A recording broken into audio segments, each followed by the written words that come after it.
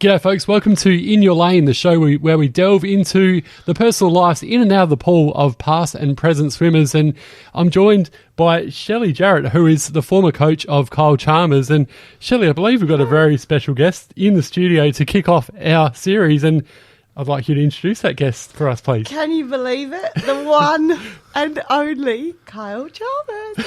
Yeah, you round of applause. Yeah. You can hear that crowd go, well, I don't think we can get much bigger than this, so this just might be the last episode, Shelley. So. We might be going out on a huge bang, right? One and only episode. No, Kyle, it's an absolute pleasure to have you on the show. And I've chatted to you on Legends of Bevo a couple of times, and give that a shameless plug, sorry. And thanks for giving up your time, obviously, in the off-season with swimming at the moment. How's everything been going? Obviously, you're a world champion now as well, so congratulations on that. Thanks, mate. Appreciate it. Yeah, I don't know. I don't think swimming ever really has an off season, like Shelley knows. Nope. We kind of go all year round. So we had a couple of weeks off after World Champs, which was nice, which gave me an opportunity to kind of catch up on a lot of sponsorship commitments and things that I needed to do, so that when I get back in the pool, I'm fully focused. So been back in the pool for a few weeks now, and starting to get ready for obviously the Paris Olympics next year. Now, you're such a modest, happy sort of guy, and we've seen your successes are just amazing. 2016 Rio, the list goes on. But you're a real competitive guy as well, and you want to win, and you win most of the time. But has there ever been a time where you sort of something's really tested you, Kyle, and you've had to really just, I guess, get out of your comfort zone a little bit in those sort of situations? In the pool or out of the pool? Out of the pool, yeah. Out of the pool, yeah. Out of the pool, yeah. I think I've become quite comfortable with life. So this year I've challenged myself to put myself into the workforce, which is something I've never done and something I've spoken about doing for a long time. So for me, I've been labouring on a building site a couple of days a week, and it's an area that I've never worked a day in my life. So to kind of get out of the car in my high vis on my first day with guys that I'd never met, I think was very challenging for me. And I think every day is very challenging, going and doing something that I'm not overly comfortable doing, but it's something that I'm loving, and just putting myself out of my comfort zone again, and something like probably just finding Kyle the person again, and reconnecting myself with a different crowd of people. That's sensational, yeah. The high vis suits you. Yeah. I love the high vis. I didn't recognise you with your hair short, the high vis on. I'm like, who is he? Well, I was saying that to one of my mates the other day. We went and got a pie after work, and I said, not trading much, huh? You must have got a Farmers United coffee as well. I did too. Yeah. And I said, Bish tell you about the Farmers Union, did he? Nah, but I said, I really, really love being in my high vis, because when I'm walking around in my casual or normal clothes, people know who I am, and they, everywhere I go, I kind of get stopped or at least looked at like an animal in a zoo at times. But when I've got the high vis on, it's almost like a completely different person. I think, I've got the bald head now, I've got a lot of the tattoos and the high vis. People just think I'm another tradie, so I really love wearing the high vis around. You actually look like a real tough guy with the tats and the shape. Dude, you would never be just a tradie, Carl. You would never just be that. But I think, look, you've come from Port Lincoln. I didn't even know Port Lincoln. I'm from the UK originally, and you come from Port Lincoln. So tell me a bit about that and growing up in the country. And how did you start swimming in Port Lincoln? I started swimming in my backyard pool. So Dad had just finished up his AFL career and wanted to stay fit. So we were lucky enough to have a little swimming pool in the backyard. I think it was only 10 metres, but I loved jumping in the backyard pool with Dad and trying to keep up with him and whatnot. So when it got to about 9 years old, I think we had like a school swimming carnival, and I was one of very few at my school, I guess, that could swim 50 metres at that age, which then meant I came to Adelaide and raced at Sapsaza, and from Sapsaza I got picked on the state team because they needed some country representation on the team. So for me, I kind of just fell into swimming, really. I was, at that stage, probably playing a lot more basketball, cricket, football, tennis a little bit. Weren't you, Carl? I don't think I was good at everything. I think I was very lucky. I grew up in a small country town, and I was quite a bigger athletic kid, I think, at times. Competitive. So it meant that I was okay, but I would say no, I wasn't gifted at everything, but I gave it all a go. Yeah, you're always very like, I've got to win, got to get in, Yeah, which I've had to calm down on that as I get a bit older. For sure. It's harder, isn't it, to do everything full bore all the time? Yeah, it definitely starts to wear you out. And Shell's just mentioned it. You grew up in Port Lincoln. 2016, you won the gold medal as a teenager in 100-metre freestyle. We know the story, and it was just remarkable. And Shells and I spoke about this the other week. It was just so cool. But how do you deal with that situation, going from the shy country lad to all that fame and everything, Kyle? I think it was very challenging. I probably didn't know really what I'd achieved until I got home and kind of came back to normality. Like, obviously I had some cool experiences in Rio, but it wasn't until I got back into Adelaide and started to get noticed everywhere, or the sponsorship opportunities started to come up, and, you know, being like AFL Grand Final Day, being in the back of the ute with all the guys that are retired that year, and those guys coming up and asking me for photos, and being in Europe for a photo shoot, not like a couple months after that, and people in Europe noticing me, it was like a very big change and big challenge. And I think that I thought it was cool for a little bit, and then I kind of probably came crashing down to earth. Like, reality hit that the Olympics is kind of is behind us all now, and the next thing's in the people's minds. And I found that little period quite challenging to work through. But I think I was lucky enough in 2017 to go to World Championships and watch, and did some commentary stuff and did some sponsorship stuff, and it kind of brought that hunger back to keep swimming and realise how cool, you know, doing my job is. And I found that love for it massively again. But yeah, it was a challenging time, and it's hard because South Australia, there hasn't been all that many Olympic gold medalist swimmers. I don't know if there's been, for sure, any in a very long period of time that I could go to for information and guidance. And I remember catching up with you in that period. Do you remember that? Yeah. My daughter was just born Peach, wasn't she? Yeah. And we walked down the beach, and I remember you were really having a rough ride with just trying to get your head around everyone noticing you. Do you remember you said to me, I even went into Subway and people knew me in Subway. It was ridiculous. I couldn't even get a Subway. You'd gone from this person who no one knew, and then everybody was like on you, weren't they? Everyone, straight away. Like, I remember getting off the plane, a couple of my friends picking me up from the airport, and we went to Beach Burrito, which is a place I'd go to once or twice a week before I went, and then being like, giving me free food and asking me to do stuff on social media, and I'm like, what have I just come back to? I just had no idea. So yeah, it took me a fair few years, I think, to adapt to it, and I think probably really I've only got comfortable with it the last couple of years. Like, I've learnt to deal with it and learnt that that's just how life is now. You know what, as well, like, I watch you on social media. It's a bit weird, right? Having been your coach for so long and then watching your life. Yeah. I probably see more of your life now than we did back then, almost, because social media wasn't as big then, for sure. But, like, it's so interesting and fun to see what you're doing, who your friends are, what that looks like. So who's in that training group you've got now? Who are you swimming with at the moment? At the moment, I've got one of my great mates, Matty Temple, obviously. Great training partner, great bloke. But, yeah, I've got a pretty good group at the moment. We've got a couple of internationals, so Norwegian girl, German swimmer, both represent their country at the highest level. Obviously, Maddie Wilson, who's achieved a lot in the sport.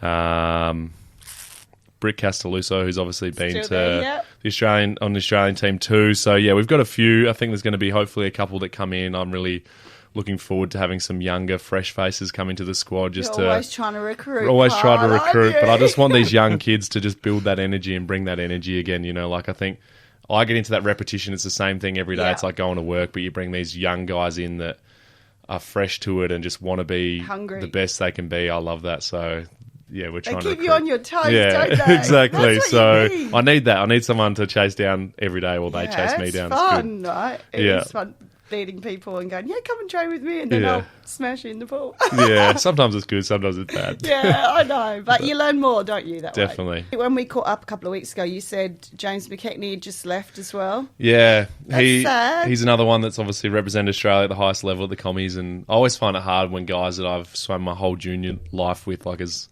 long as I can remember, kind of going to competitions with Jimmy or early state teams, and then him training with us for the last 5 years. It's always sad when someone moves on from the sport, but we're actually going to have dinner on Monday and celebrate his career, which would be cool as a squad. Nice. And but yeah, I've had some great training partners over the years, and hopefully got a few more to go. You've had loads, actually, haven't you? You've had quite a few. The turnovers quickly in swimming. Trav Marnie as well. Yeah, Trav. Another good fella.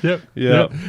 Well, it's good. Keep in touch. Make sure you keep in touch with them. That's my one. Yeah, that's what I got to try to do. Yeah, not as good as that. You got to ask you about yourself and Shells. How'd you first meet, and what was the first, your first impressions of Shelly, and also the relationship with Pete Bishop as well, Kyle? I remember the first time we met, I reckon, was we were coming back from state teams and happened to get sat next to each other on the plane. Do you remember that? Yeah. Did you watch my interview with...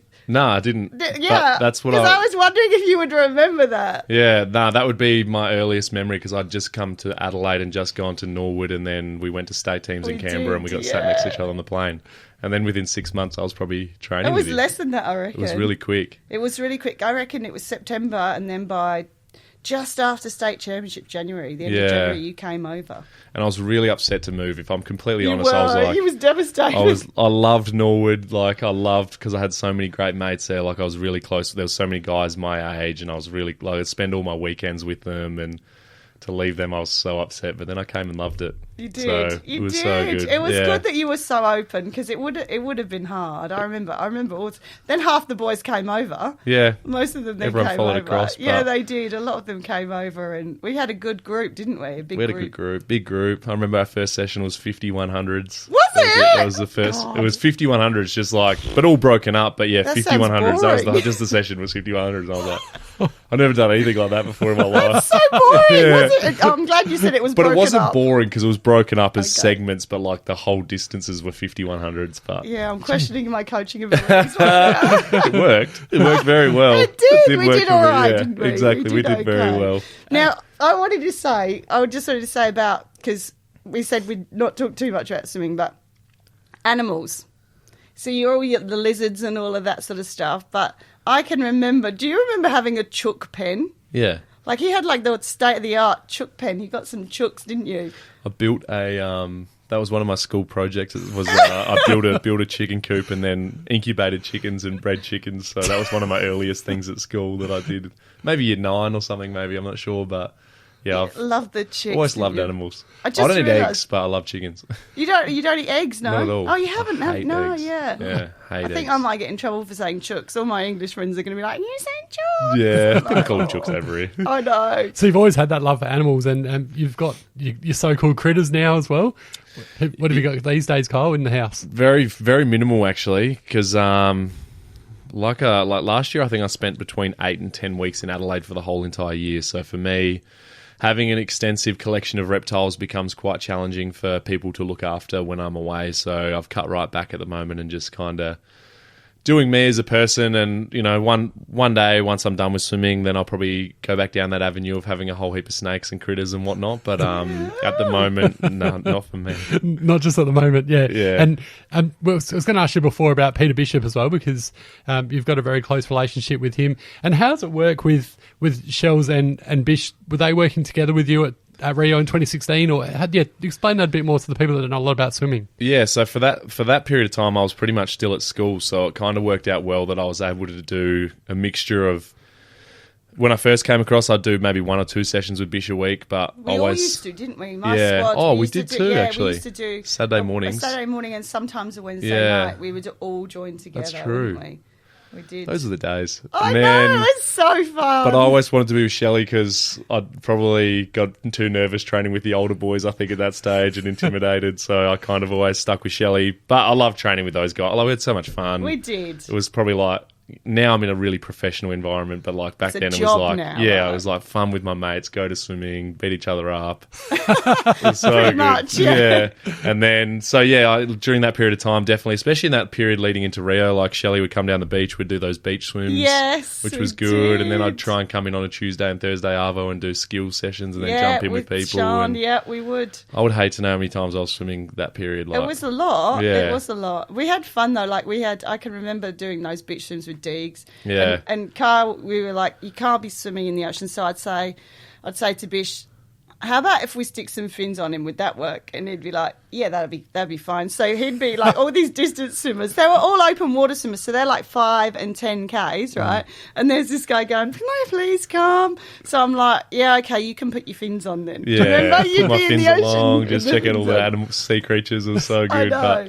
But that was on a Tuesday, Thursday. I reckon I was like swim in the morning, gym, then I'd come and swim at the beach, and then I'd Yeah. come into the pool that afternoon and swim and do Yeah. the skill session. Did So a lot. I swam Wow. a lot that period, but it was so good having 2 coaches kind of allow me to bounce between and Yeah. be on that same page and because I just come out of school too, so I was probably trying to fill in my days a bit. And your friends were swimming with me predominantly, weren't they? Yeah, so we had to definitely. keep your interest peaked all the time. Yeah. We'd have many a debate on a Thursday night, wouldn't we, about like different sports and who was like the most like famous sports star. Do you remember those? We used to talk about all that sort of stuff, didn't we? It was a lot of fun. It was so much fun. I think I'm a social swimmer, so I enjoyed being with my mates. So. Yeah. And what about this one? Tell us a couple of things we don't know about Shelley.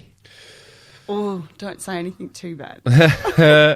I think I don't know. I think the only time we didn't get along was probably in our Premier League soccer team selections. Still to not. this day. Yeah, Yep. still to this day, probably not. But I think I was so lucky to have Shelley as a coach for that period. Especially, I remember like in Singapore in 2015. I went through this period I couldn't sleep during competition, which is still something that I have now, but at least I'm a bit better with it. But that period I went probably 2 or 3 days without sleeping.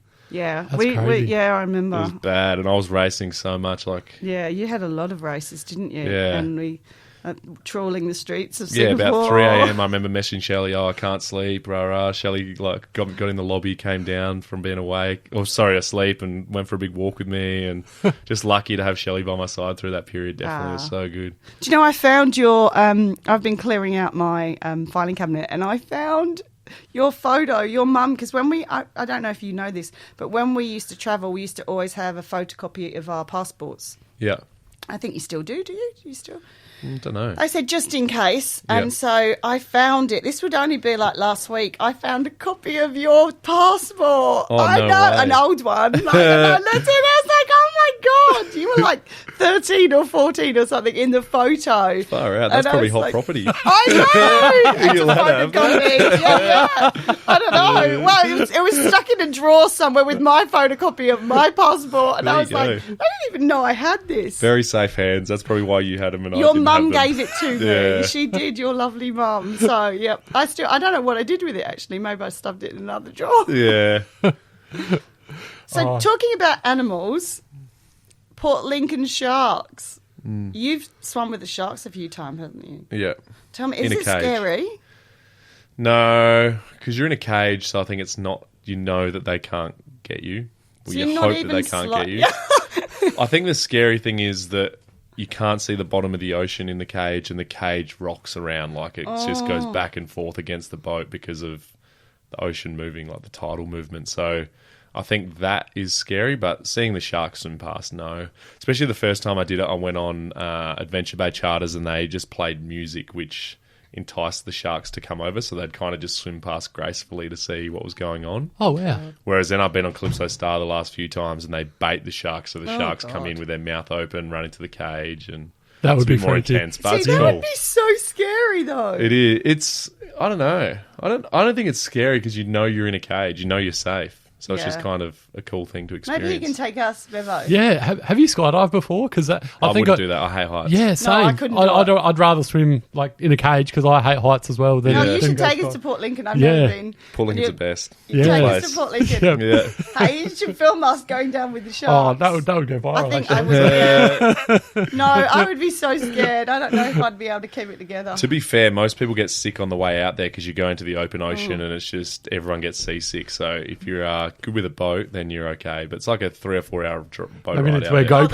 GoPros. no It's a good. massive day. We need to wear GoPros all day because that was be some interesting stuff. Seeing shit both our faces, I think. Oh, So. I'd be vomiting. It's bad. I would be vomiting like on the ocean for that long. I reckon I'd be like, ugh. Yeah, and then you're stuck on the boat for 12 hours. So Yeah. not a good day for people No, to get not a good seasick. day. I just wanted to get back to Bish before we have a bit more fun as well, Kyle, and his love of iced coffees and also just comes across like a real laid back sort of character. Yeah, tell us a bit more about him.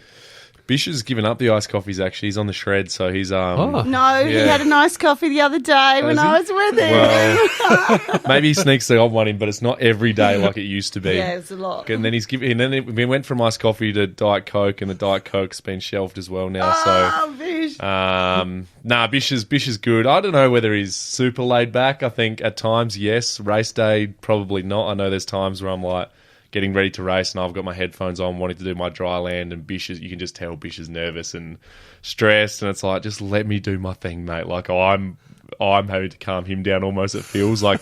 I know last year Com Games, obviously it was a bit stressful as it was already, but I got on a bus to go to my 100 freestyle final And after driving around for about 45 minutes, one of the Scottish coaches went up to the bus driver and said, "Where are we going?" And they said, "We're going to the athletic stadium." And he went, "What do you mean, mate? We're going to the bloody swimming." And so the bus driver had to turn around and go back to the pool. So normally I'm at the pool about 2 hours, most of the time probably an hour and a half before I race, but definitely about 30 minutes before I get it. So an hour and a half before I race, I'll just start doing my dry land activation, give myself about half an hour of that, and about 55 minutes before I race, I get in the pool. But I got there about 55 minutes before my racing com games. Bish was on edge, massively stressed where I was, and I was already massively stressed with all the things that were going on. And that was a stressful period for probably Bish more than me. Like, he was trying to just talk to me about anything that wasn't swimming, and I'm like, mate, just let me do my thing. But he's good. So in terms of, we've got a little game, haven't we? Should we do the game now? I reckon we should. Because you were talking about what you do dry land. What are you doing these days before you race? Like, when we used to do little fun things? None of that anymore, unfortunately. None of that. As I've got older, I'm very broken body-wise, so now it's prehab. Oh. It's all just prehab, like cord work and not fun stuff. I always remember, we used to do killer hacky sack, right? Yeah. And I used to be the target. Like, they would all throw the hacky sack. Basically, you have to keep the hacky sack up, and then whoever dropped it or whatever it was, you get a free license at throwing. So pretty much I was always the target because I'm the slowest. So I'd go home with bruises everywhere. Yeah. And do you remember that time when we were in Sydney and you did the ball? You remember the bottle challenge and you flipped it up on the ledge? Yeah. One of the high ledge. We were outside. Do you remember we used to do the group with Angie? Yeah. We used to do it, and you did the flip and your bottle landed on the ledge. It didn't come down. No. Lost my bottle. And no, it was up there. And we were all like, what just happened? Only you could do that. There you go. I remember Killyhacky, like, breaking my thumb. That was kind of almost the end of it. That was at the AIS as well, wasn't it? Yeah. I'm like, he hadn't even raced and he broke his thumb at Killer Hacky Sack. So we also used to do footy. Do you remember we used to pick a spot on the wall and try and kick the footy? To be fair, I still do a lot of footy. I kick the footy around, yeah. I've got a ping pong ball. Can you see that little spot up there? Yeah. You got to try and hit the spot. Really? Yeah. We're all going to give it a go. All right. You got to. Okay. You can't stand up. Because once you stand up, of course. Once you stand up though, like that, you're like reach that. So you got to do it sitting down. Right hand or left hand? Up to you. Whatever your best. Give us your best. Oh no! Right. Is it my turn? Hold on. I got to go under the desk. Right, so I get to do it. So I do it from here. Yeah. See, that's a harder angle. You had an easier angle. You reckon? You're closer though. I'm lower down than you. I'll back you in from there. Okay. Look how close you are. The pressure's on. Not bad. Not bad. Definitely closer than you. Bevo, your turn. Give it Bevo should definitely hit that. If you don't get this, Bevo, we're quitting. This is our last podcast, right? Tough angle, yeah. I'm going to take the headphones off. Oh, see, no one told me I could take the headphones off. Oh, Bevo, you're the champ. You reckon Bevo was the closest? What do you think I was closest? I don't know. I think you were pretty close. Let's see. Carl's going to go with me. I'll take it. Nice one. Hey, let's get back to the stuff about Shells just mentioned before, hurting your thumb. I know you can't go into too much detail, but accident prone over the years, Mr. Chalmers. Have you got a few stories to share? I know. I only did my goal setting with Bish last week, and we go through this big plan of like my strengths and weaknesses, and I put down injury prone as one of my weaknesses. Yes. But especially the AIS. Like the AIS I went to 2 or 3 times in a row, and it was like the first time I'd never done any gym, and I did this like barbell. Yes, I remember. Overhead squat or something like that. And I dropped the bar on my neck and did something in my neck, ligament in my neck or something. So that was bad, and then like went back there and was playing killer hacky, pretty harmless. Went to catch the ball, someone kicked me in the thumb, broke the thumb. But there'd be a massive list of things. Like the week after that, I went back to Port Lincoln and I was skipping down the driveway because my grandpa was taking me to get an ice cream from McDonald's. Yes. And I took flight and I didn't want to land on my thumb because my thumb was broken, and then took all the skin off my knee. Yeah. Oh, no. Yeah, I got the photos. You could see the bone. Yeah. I think there's just always something, mate. Nothing too serious with footy? Well, 2015, I did do the ligaments in my ankle and cracked the bone in my wrist playing footy. Yes, just before World Champs. So then I came into training and I decided to kick because my wrist was more sore, and I didn't want to tell them about my ankle. So then my ankle just got fatter and fatter. Yeah. So then I ended up with a cortisone in my ankle, and Oh my goodness. yeah. And you were the fastest man on the relay team, though. I was, but Yeah. I went to a Grand Prix, which was my first ever like Australian Grand Prix thing up in Townsville. So I was racing with the rest of the Australian team, and I made the B final in the 100 freestyle and came like 4th or 5th. And I got this big talking to by the head coach at that stage, and Yeah. They didn't really know you at that stage. nah. though, did And then I had one really good week of training, which was in Canberra with the junior team, Yeah. which was just before I was due to go to World Championships, and that was what got me on track for that. Yeah. But Because we used to find, we definitely like, Carl would sometimes be challenged with getting up in the morning, particularly. I hate mornings. Yeah. Still. Right. Yeah. Yeah. Yeah. Oh, well. Don't we all? And people think that I love mornings because I'm always like, woo! But it's Yeah. not. Like, you have to work up to that. Yeah. Like, I'd be getting up at 4 so that by the time this lot walk in the door, I'm ready to go. Like, 3:30, 4 o'clock. But, it's always going to be a bit challenging, isn't it? Always, still But you is. used to, so we'd do a camp and that would get you set, wouldn't it then? Because you'd be Yeah. like, oh, right, yeah, this is what training looks like. Yeah, then I'd Wouldn't do it? it for a week. But then I'd come back and be like, I'm not going to training before school, and then do Yeah. every afternoon and do a Saturday morning. And I would have Yeah. been hard work as a junior swimmer, I think. Now I just do it. it's Now it's my fine. job. Get up at 6:30 in the morning, go to swimming. It's a late start still. It's I pretty still good for me. consider- Yeah, it's not bad for you. Yeah. What about post-swimming, considering like move back to Port Lincoln one day maybe and again doing the labour hire sort of work or Yeah. something different? Or I'll move back to Lincoln eventually. I can't wait to go back there. All my friends and my grandparents and all my cousins are still over there and whatnot. So one day, sometime in the near future, I'll be back in Port Lincoln playing footy for the mighty Lincoln South Eagles. And yeah, I'm loving doing my chippy work at the moment. So hopefully go down that avenue and live a bit more of a casual life. Go fishing after work each afternoon. how good? Play footy on the weekends. And So if I needed a new kitchen, kitchen, I'm not competent in yet. I can do the framework. That's about it. okay. So what are we talking then? I was Bathrooms? saying to Temple today, I was like, I reckon, like, we've been working most of this year, but we've probably only realistically done between 30 and 50 days. And they're only 5-hour days we go for, so we've really done stuff all. No, that's but not it's good. true. Is it It's like an better than apprenticeship or is that sort of what it is? Or Nah, at the moment we're just doing labouring. just labour? Yeah. I think it's always been a question I've struggled with is what I'm going to do after swimming. And I met with my accountant at the start of the year. He asked me that question. And I said, I don't know, I wouldn't mind being a builder because most of my mates are tradies. And he said, oh, we know he was getting his offices fixed at that stage. And he said, oh, this builder will have you out there any day of the week. So then he called me that afternoon and I started 2 days later. So How good. yeah, so good. And then obviously Matt Temple comes along with me, which makes it Oh, gee a lot whiz. easier too. So I we have a don't lot know. of The fun. two of you together. So good. And the work boys are great. So they've really just taken me under their wing and happy to show me and go slow with me. And I'm not very good with information retention. I don't know how I've got so far in swimming, but like from a Tuesday to a Thursday, I have to learn it all again. So it's hard work. It'd be very frustrating. I'm glad you like it though. I love it. I found my calling. Yeah, it's a good thing. Definitely. So we're coming sort of towards the end, aren't we? We are. Shell's going to do something with you in a moment, but I've got one more question. What's the rest of 2023 looking like and going towards Paris now for you, mate? For me, it's just about putting in a good training block at the moment.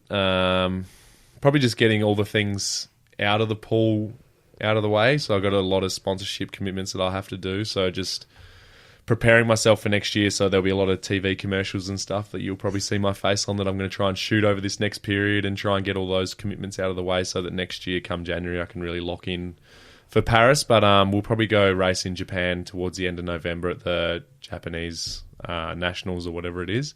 But yeah, pretty casual end to the year, which is nice. Do they still have you remember in the warm-ups in Japan where they had like 1 million people in the pool? Yeah, and that's why I'm not that keen to go. Oh, is it still the same? Still the same. Oh, it's Millions crazy. of people. They swim about 10 metres in the middle of the pool. So if you imagine the pool's 50 metres long and the swimmers just wait from end to end in the water, don't they? Yeah. And because people are doing dive starts. And so you literally have about 10, 15 metres that you can swim in the pool. Swim 15 metres, wait. But I've been around for a very long time now. Like the first trip we went to Japan was 2013. Was it? So 10 years ago, so I've done Japan a lot of times now, so I'll just swim past them all, turn, just continue to swim. I've just kind of got over that sort of stuff, I think. But I prefer that over the, sometimes we jump in at World Championships and it'd be the 100 freestyle days one always. Like they bring it's inclusive, so you have guys from countries that have never seen a 50-metre pool before swimming, and they jump in with their pretty much snorkeling goggles and footy shorts on.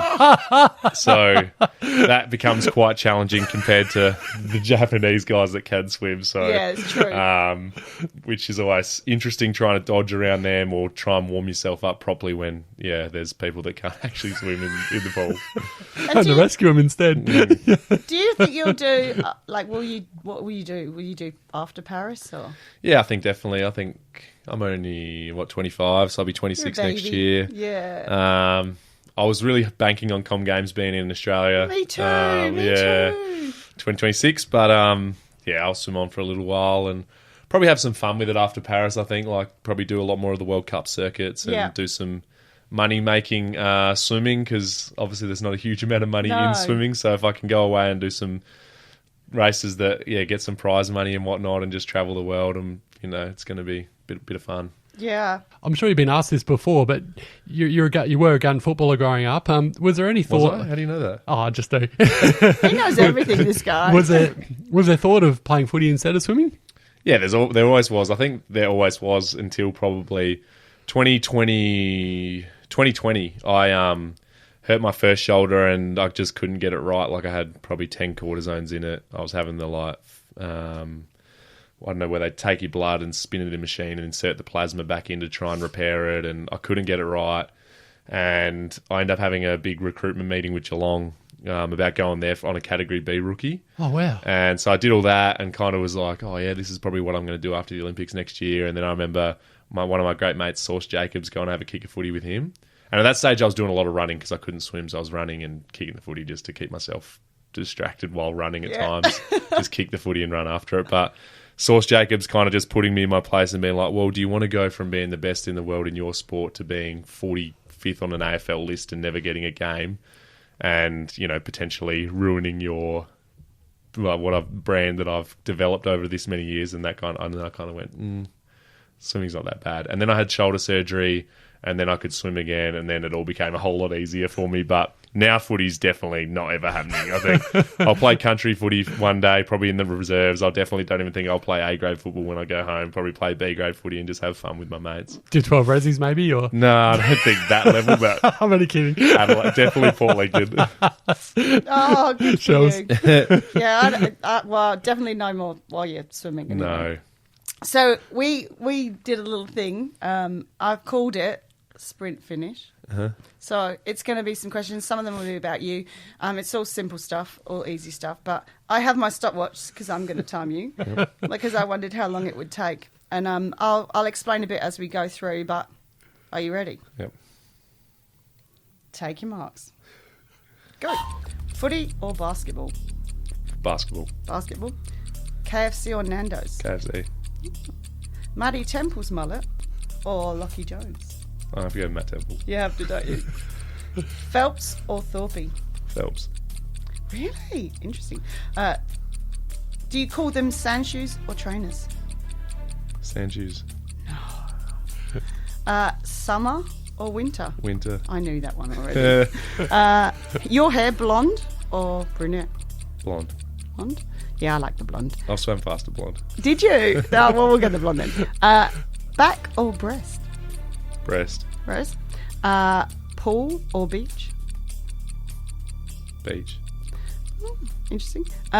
Connor Rosie or Robbie Gray? Robbie Gray, because I've known him for longer. Okay, yeah, that's the one Connor's I knew. a country kid and good mate, so. Lizards or snakes? Snakes. Oh no. Redbacks or United? United. Oh, I like that answer. Do you call it togs or bathers? Togs now. Yeah, you used to call it I used to call it bathers. bathers. Pepsi or Coke? I'm not sure if we're Neither. allowed I hate to. either of them. Oh, that's good. Yeah. Jordan or LeBron? LeBron. Okay. Ooh. My era. Yeah, it is. Star or turn? 10. Iced coffee or chocolate milk? Iced coffee. And last one, chocolate or cheese? Chocolate. That was way too slow. That was like 137. I was hoping for 46. But some of my other stuff, like I would have to explain, so it's hard. But yeah, That's some good ones there, wasn't well there? done. Did well. So we're pretty much at the end, aren't we? We are. So this is our first one. This is my first one. This guy's a legend. I'm just like following for the a ride. legend with Bevo. Yeah, I know. Legends with Bevo. This is some lady on the side sitting here. So I'm so happy that you came. Thank you for having me on. I Yeah. appreciate it. Honoured to be the first guest. Yay! No, thanks so much. We really appreciate your time, and yeah, great to see you going out there and doing some labouring work as well, mate. Giving back to the community, it's so good, and yeah, I couldn't be more proud of you. Building It's dreams. just a Yeah. wonderful thing. Yeah, building dreams. I love it. I'm living the dream, right? We Yeah. could talk to you for hours. So no, thanks so much again. Really appreciate it, mate. No worries. Thank you. Thanks for listening to In Your Lane. We're always looking for great businesses to collaborate with and give you exposure. So head to ozcastnetwork.com. That's ozcastnetwork.com.